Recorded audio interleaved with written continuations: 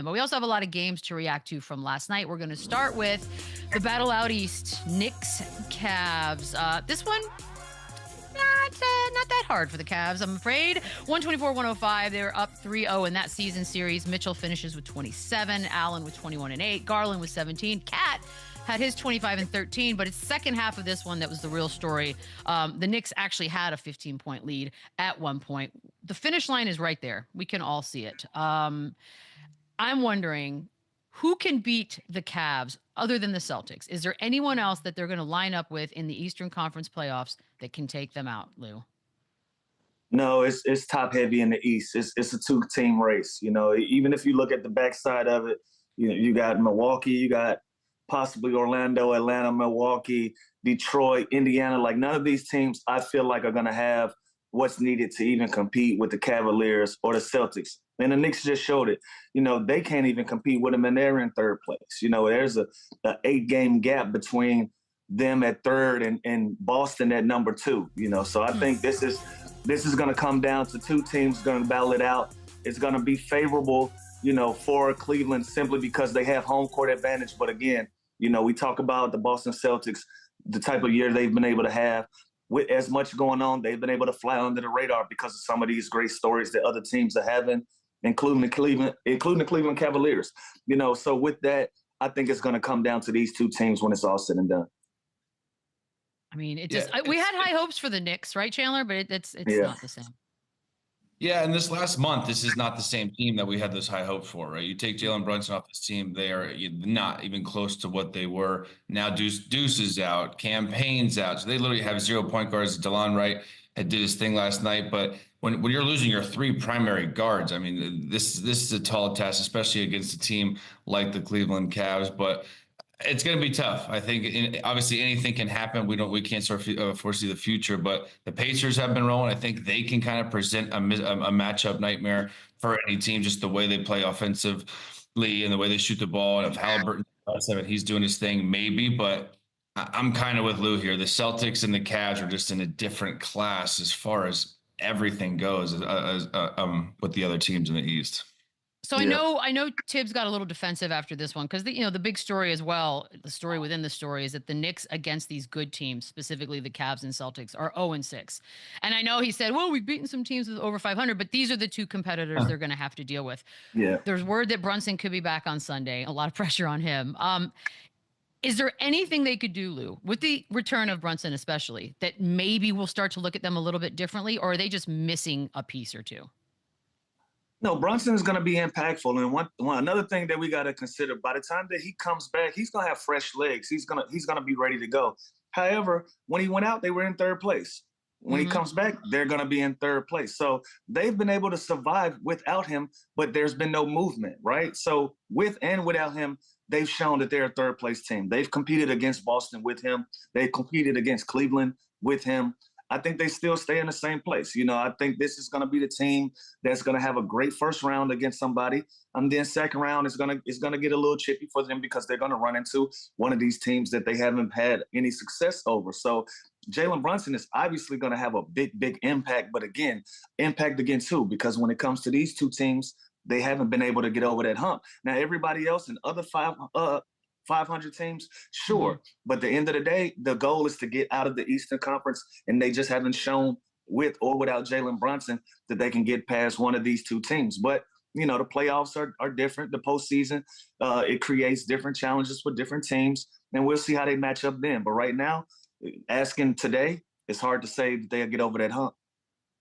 Yeah, and it's crazy because look at all the stuff they've been through. Look at the up and down kind of roller coaster of a season they've had, and they're still the third best team in the Eastern Conference. Usually that would be that like a success, right? Like usually I'd be like, oh, home court advantage, favorable matchup in the first round. There's obviously some other great teams in the conference, but for some reason this still feels like a disappointment, which is crazy. I think just because when you add a Karl Anthony Towns, when you add, that good of a starting 5, I think there was high hopes. I think there was championship, contending hopes this season. And now we're talking about how it's physically impossible for them to beat the Cavs and the Celtics. So it's crazy because they still have a chance. They aren't the deepest team. Mitchell Robinson's been in and out of the lineup all year long. Precious is now kind of getting his legs back.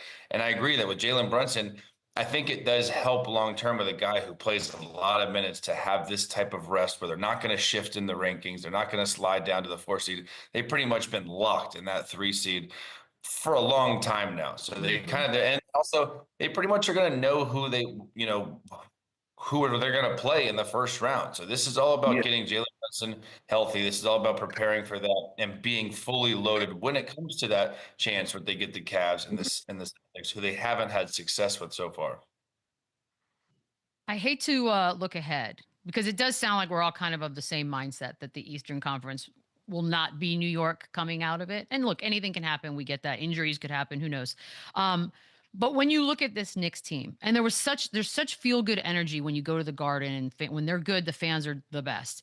With Tibbs and what they have now, is it enough? Or if you were to play GM for a split second, Lou, when you look at them, what would they need to add to make them be up on that upper tier? I gotta be honest. I don't think they should overreact, right? Like this is the first year with Jalen Brunson and Cat being together, and then you work around some other pieces, DiVincenzo going out. Like they've had some turnover.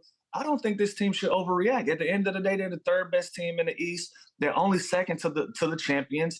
And another team that was also a 50-win team last year that stayed together, kept the same group, switched to coaching, and then they're right back in the position that they're in. So if the Knicks don't overreact, try to do too much turnover, I think they still put themselves in prime position to still be competitive with those two teams. Like we're not saying that they're going to be a bust or they're bums or anything. They're the third best team in the East, and rightfully so, to two teams who have kept their groups together. Now, if you shake the boat again and you bring in some guys or take out some guys, you're putting yourself in a position to start over again with a new group, with a new style of play. Like, just don't overreact.